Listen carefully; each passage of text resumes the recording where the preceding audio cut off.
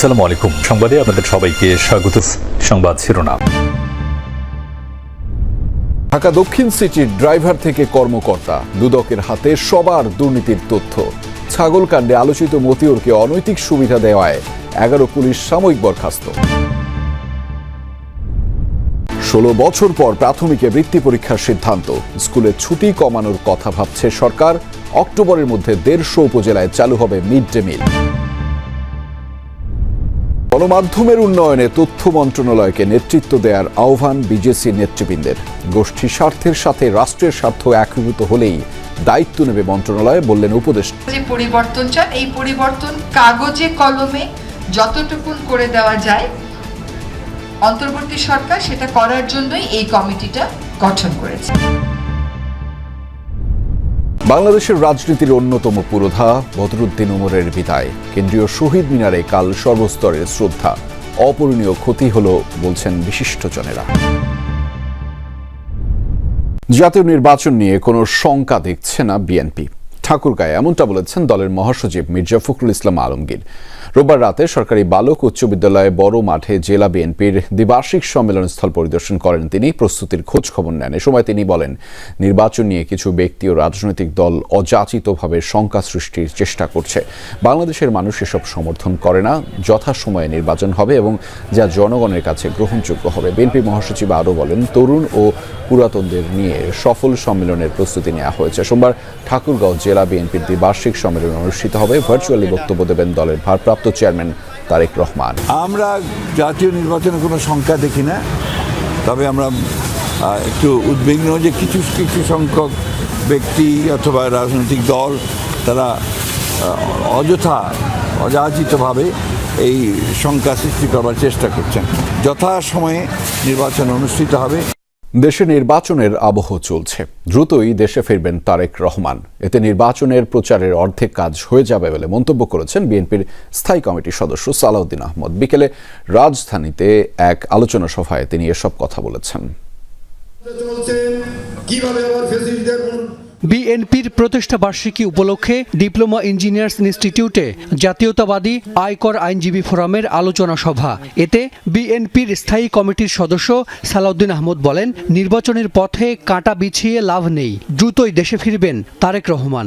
2026 ফেব্রুয়ারির প্রথমার্ধে রমজান শুরু হওয়ার সপ্তাহখানেক আগে অথবা তারও আগে বাংলাদেশে জাতীয় সংসদ নির্বাচন অনুষ্ঠান হবে।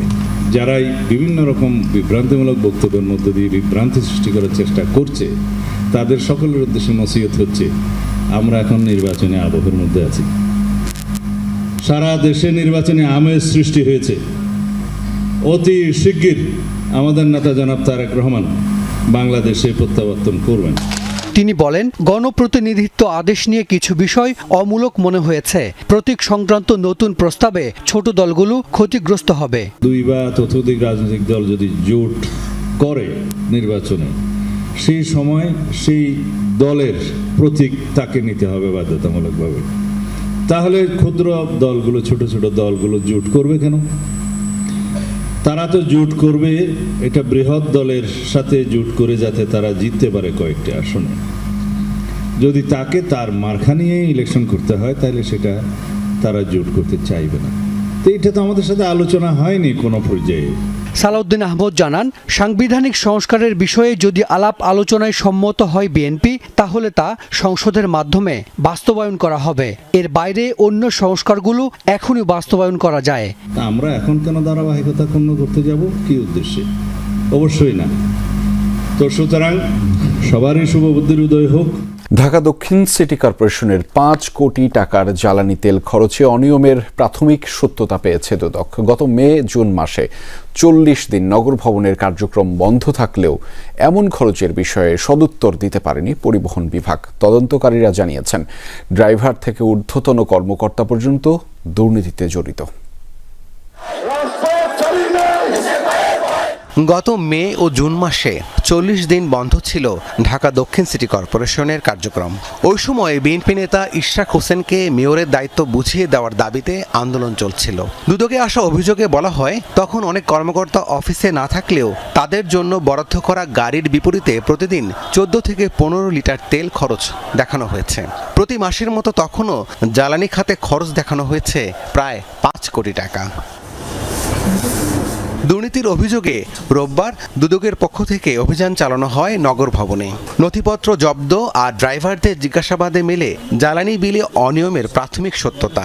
বিলটা যখন প্রাথমিকভাবে জমা দেওয়া হয়, সাবমিট করা হয়, তখন পরিবহন কর্মকর্তারা সেটা অনুমোদন করেন। এইভাবে হচ্ছে মানে স্তর বাই স্তর অথবা যেটাই বলেন উপর পর্যন্ত সেটা নোটশিট পর্যন্ত অনুমোদন হয়ে দেন হচ্ছে বিলটা পাস হয়। তো প্রাথমিকভাবে মনে হচ্ছে যে এখানে ড্রাইভার থেকে শুরু করে উপর ঊর্ধ্বতন যারা এখানে রয়েছেন সংশ্লিষ্ট কর্মকর্তা সবারই একটা যোগসাজশ রয়েছে বলে প্রাথমিক মনে হয়। প্রাথমিক পর্যায়ে 150টি উপজেলার সরকারি প্রাথমিক বিদ্যালয়ে সেপ্টেম্বরের শেষ বা অক্টোবরের শুরুতে মিড ডে মিল চালু করতে যাচ্ছে সরকার, এমনটাই জানিয়েছেন প্রাথমিক ও গণশিক্ষা উপদেষ্টা অধ্যাপক ডাক্তার বিধান রঞ্জন রায় পোদ্দার। সচিবালয়ে আন্তর্জাতিক সাক্ষরতা দিবস উপলক্ষে সংবাদ সম্মেলনে তিনি বলেন, 16 বছর পর প্রাথমিকে বৃত্তি পরীক্ষার সিদ্ধান্ত হয়েছে। বৃত্তির মাধ্যমে শিক্ষার্থীদের সহায়তা করা হবে। এ সময় তিনি জানান, প্রাথমিক বিদ্যালয়ে ছুটি কমানোর কথা ভাবছে মন্ত্রণালয়। তিনি জানান, শিক্ষা বহির্ভূত অনেক কাজে শিক্ষকদের বরখাস্তের কারণে গোটা শিক্ষা ব্যবস্থায় নেতিবাচক প্রভাব পড়ছে। প্রধান শিক্ষক হিসেবে পদোন্নতি পাওয়ার জন্য 32,000 শিক্ষক অপেক্ষমান আছে বলেও জানান প্রাথমিক ও গণশিক্ষা উপদেষ্টা। মিড ডে মিল 150টা উপজেলায় শিগগিরই চালু হয়ে যাচ্ছে। আর যে প্রক্রিয়াগুলো, ওই যে আমাদের প্রকিউরমেন্টের ক্ষেত্রে প্রক্রিয়া, এইটার ক্ষেত্রে বিষয় ট্রেনিং এর প্রসঙ্গগুলো, এগুলো এখন চালু আছে। ফলে আমি আশা করি আমরা পারবো এটা করতে। আমরা আশা করি সেপ্টেম্বরের শেষ বা অক্টোবরের শুরুতেই পারবো এটা। সরকার গণমাধ্যমের বিবর্তন ও গণমানুষের গণমাধ্যম হিসেবে দেখতে চায় উল্লেখ করে বন ও পরিবেশ উপদেষ্টা সৈয়দা রিজওয়ানা হাসান বলেছেন, কাগজে কলমে যতটুকু সংস্কার করা সম্ভব ততটাই সরকার করে যেতে চায়। ব্রডকাস্ট জার্নালিস্ট সেন্টার বিজেসি আয়োজিত মতবিনিময় সভায় এসব কথা বলেছেন তিনি। রাজধানীর একটি হোটেলে ব্রডকাস্ট জার্নালিস্ট সেন্টার বিজেসি আয়োজন করে গণমাধ্যম সংস্কার কমিশনের প্রতিবেদন পর্যালোচনা শীর্ষক মতবিনিময় সভা, যেখানে প্রতিবেদন পর্যালোচনার পাশাপাশি সাংবাদিকদের নিরাপত্তার বিষয়টি উঠে আসে।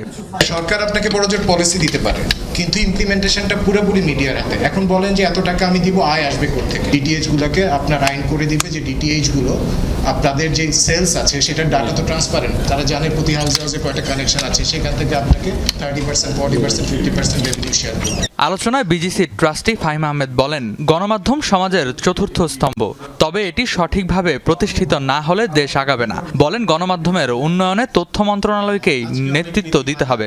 তথ্য এবং সম্প্রচার মন্ত্রণালয় আসলে গত 1 বছরে গণমাধ্যমের জন্য কি করেছে? যেসব টেলিভিশনের জনপ্রিয়তা প্রশ্নবিদ্ধ, সেগুলো 1, 2, 3, 4, 5 নম্বরে আসে। যে পত্রিকার 1 কপি সার্কুলেশন নাই, সেই পত্রিকাকে 2.5 লাখ দেখিয়ে সুবিধা দেয়া। সরকারের উচিত এই যে গণমাধ্যম সংস্কার কমিশন যে প্রস্তাবনাগুলো দিয়েছে সেগুলোকে স্বীকৃতি দেয়া। সরকার এটা নিয়ে একটা কথাও বলেনি এখন পর্যন্ত। সভায় গণমাধ্যমকে গুরুত্ব দেওয়ার জন্য আলাদা কমিশন গঠন করা হয়েছে বলে জানান বন ও পরিবেশ উপদেষ্টা সৈয়দা রিজওয়ানা হাসান। মব ভায়োলেন্স নিয়েও কথা বলেন উপদেষ্টা। এত বছর যাবৎ নিজেদের অবস্থা কর্মপদ্ধতি আপনারা একভাবে দেখে এসছেন। এখন আপনারা যে পরিবর্তন চান, এই পরিবর্তন কাগজে কলমে যতটুকুন করে দেওয়া যায়, অন্তর্বর্তী সরকার সেটা করার জন্যই এই কমিটিটা গঠন করেছে। এবং মব জাস্টিস যখনই হচ্ছে, আমরা তখনই শুধুমাত্র বিবৃতি দিচ্ছি না, মবের সাথে যারা জড়িত তাদেরকে গ্রেফতার করছি, তাদেরকে আইনি প্রক্রিয়ার মুখোমুখিও করছি।